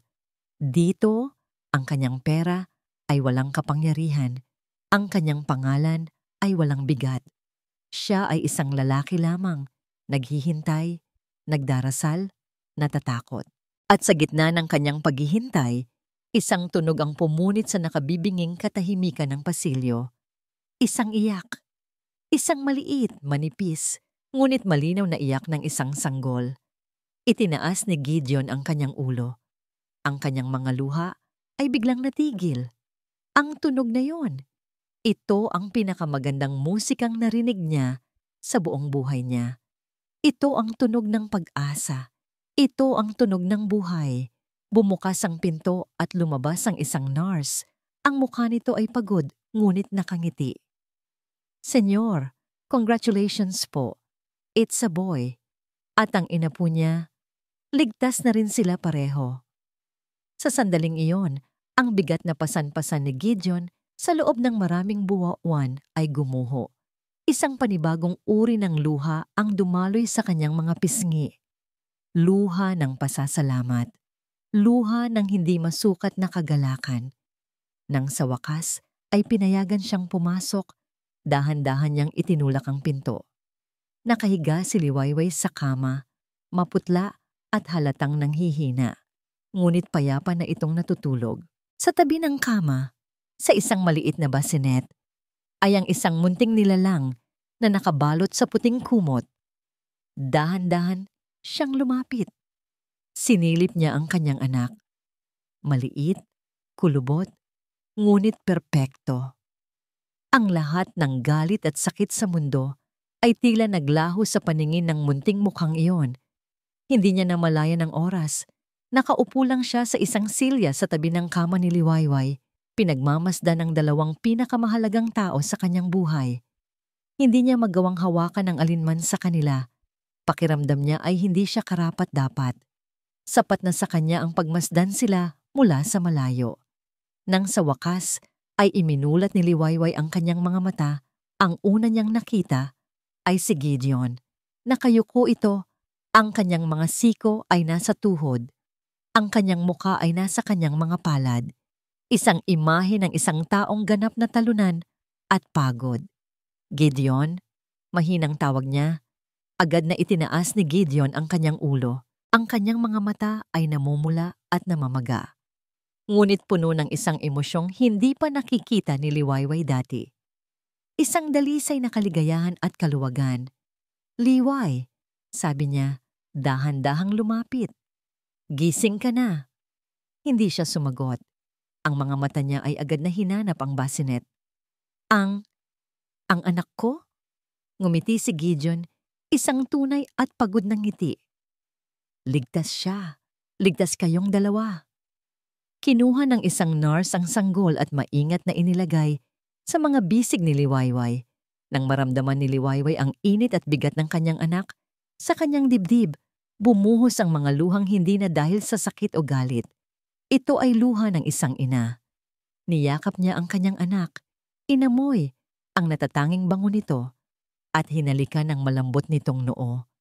Sa sandaling iyon, lahat ng sugat sa kanyang puso ay nagsimulang maghilom. Tumingin siya kay Gideon na nakatayo sa gilid. Tahimik na pinapanood sila. Nakita niya sa mga mata nito ang lahat.